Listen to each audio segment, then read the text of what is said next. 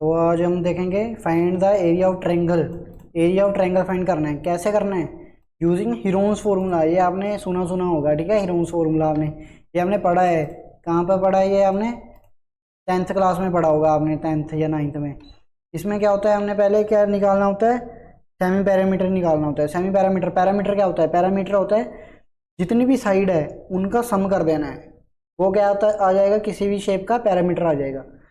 तो semi parameter क्या हो गया? जितना भी आपके पास आंसर आया है उसका आपने हाफ कर देना है। हाफ कैसे करेंगे? 2 से डिवाइड करके, वो आ जाएगा उसका सेमी पैरामीटर।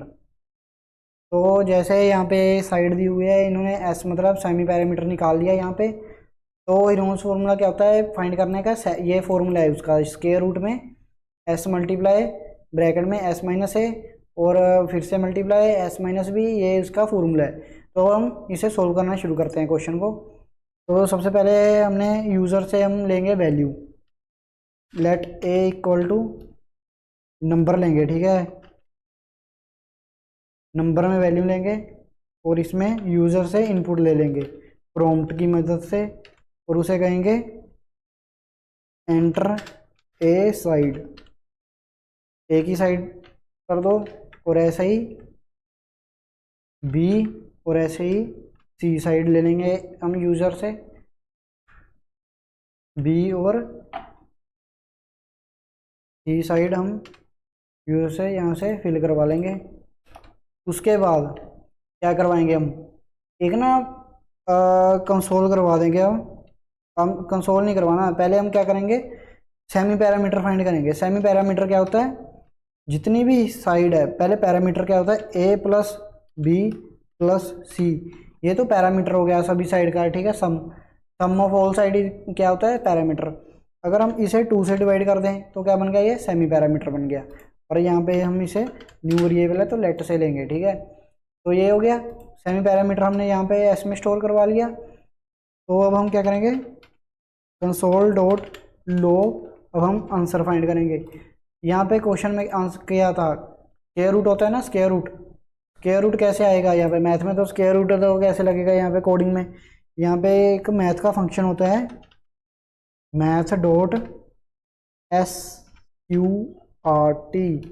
ये स्कोट नहीं है, ये है स्क्वायर रूट। स्कोट भाई कुछ और होता है, ये स्क्वायर रूट है, ठीक है। मैथ में इसे ऐसे यूज़ करते हैं कोडिंग में।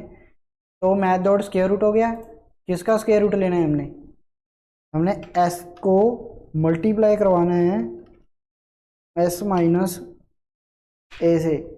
आपने देखा नहीं था? ये वाला फॉर्मूला लिख रहा हूँ, ये वाला, ये स्क्वायर रूट आ गया बीच में, ये वाला फॉर्मूला देखो, ये वाला यहाँ से एस है, फिर मल्टीप्लाई ब्रैकेट आ गई एस माइनस ए, फिर S minus B, S minus C. S minus A हो गया, यहाँ पे मल्टीप्लाई होगा, फिर क्या आएगा यहाँ पे? एस माइनस बी, ठीक है। फिर क्या आएगा? मल्टीप्लाई होगा, फिर क्या आएगा? एस माइनस सी। ए भी हो गया, बी भी हो गया। अब हमारे पास क्या आ जाएगा? आंसर आ जाएगा। क्या आ जाएगा? आंसर कौन सा? Area of triangle. पर अभी ये कंप्लीट नहीं हुआ है, ठीक है। कंप्लीट क्यों नहीं हुआ है मैं वो भी बता देता हूँ आपको। एक मिनट, ये बी सी आर है। देखो, अगर मैं यहाँ पे क्या लिख रहा हूँ 3, और यहाँ पे कुछ 43, और यहाँ पे 23, नोट नंबर आ रहा है। क्यों आ रहा है ये? पता है? क्योंकि आपने कंडीशन नहीं चेक की। इसमें कंडीशन भी लगेगी। कंडीशन क्या लगेगी? इफ, अगर क्या हो रहा है, अगर दो साइड को ऐड करने से वो इक्वल टू या छोटा रह रही है किससे? थर्ड साइड के, फिर क्या होगा? फिर आपका नॉट पॉसिबल वाली कंडीशन आ जाएगी, ठीक है। दो साइड को ऐड करने से, जैसे मैं आपको बता देता हूँ, ए प्लस बी को ऐड करने से वो अगर छोटी हो या इक्वल रह रही है किससे? थर्ड साइड से, ठीक है। फिर क्या आ जाएगी कंडीशन? कंसोल क्या कर दो करवा देंगे हम यहाँ पे, कंसोल डॉट लॉग क्या करवाएंगे? नोट पॉसिबल प्रिंट करवा देंगे। क्या कर दो करवा देंगे? Note possible. देखो, कंडीशन तो ये एक लगाई है, यहाँ पे और ऑपरेटर यूज होगा। ये और मतलब इनमें से कोई भी एक कंडीशन भी अगर ट्रू हो गई, मतलब कोई भी इनमें से एक कंडीशन ठीक हो गई, तो नॉट पॉसिबल चलेगा। जैसे ए प्लस बी है ना, और क्या हो सकता है, ए प्लस सी हो गया। ये किससे लेस देन इक्वल टू हुआ, किससे हो जाएगा ये, बी से। और एक कंडीशन और होगी, जैसे क्या लगा दें हम, बी प्लस सी लगा दे लेते हैं ना, बी प्लस सी, ये लेस देन इक्वल टू किससे हो गई, ए से। तीनों कंडीशन लिख दी हमने, ठीक है। तो इसमें अगर ये ट्रू हो गई कोई भी तो ये चलेगा, अगर ये इनमें से कोई भी कंडीशन पास नहीं हो रही है तो फिर किस में आएगा, वो एल्स में आएगा। फिर एल्स वाली कंडीशन चलेगी। एल्स वाली कंडीशन में हमने असली अपना काम कर दिया है, असली काम इसमें हो रहा है इसका। तो ये आपका पूरा क्वेश्चन था, इसमें हमने चेकिंग भी कर ली। मैं अभी आपको सोल्व करके दिखा देता हूँ। ये 1 मिनट, यहाँ पे मैं ओके ओके कर लेता हूँ। थोड़ा सा स्लो चल रहा है, रिकॉर्डिंग चल रही है ना, इसलिए। वही हो जा, हो गया। हम यहाँ से इसकी वैल्यू उठा लेते हैं, ठीक है।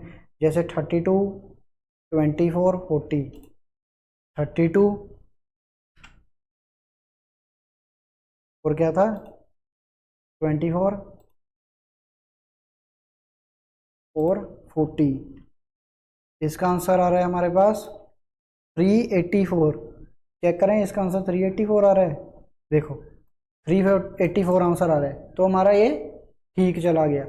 अगर हम अपनी तरफ से कोई वैल्यू लेते हैं, गलत वैल्यू ले लेते हैं, जैसे 1, 2, 3, नॉट पॉसिबल हो गया, ठीक है। क्योंकि 1 और 2 प्लस करके कितना आ रहा है, 3 के इक्वल आ रहा है। अगर 3 के इक्वल आ रहा है, यहाँ पे हमने कंडीशन नहीं लगाई थी, कंडीशन लगाई थी अगर दो साइड को प्लस करके अगर छोटा या इक्वल आए थर्ड साइड के, तो ये वाली कंडीशन चलनी चाहिए, ठीक है। तो ये वाली कंडीशन चल गई, यहाँ पे क्या हुआ, नॉट पॉसिबल आ गया। अगर ये कंडीशन कोई ट्रू नहीं हुई, फिर एल्स में आएगा, एल्स में तो अपना काम ये कर देगा। और स्क्वायर रूट के लिए हम मैथ डॉट स्क्वायर रूट लगाएंगे इस पर, ठीक है। तो ये था हमारा find the area of triangle using Heron's formula.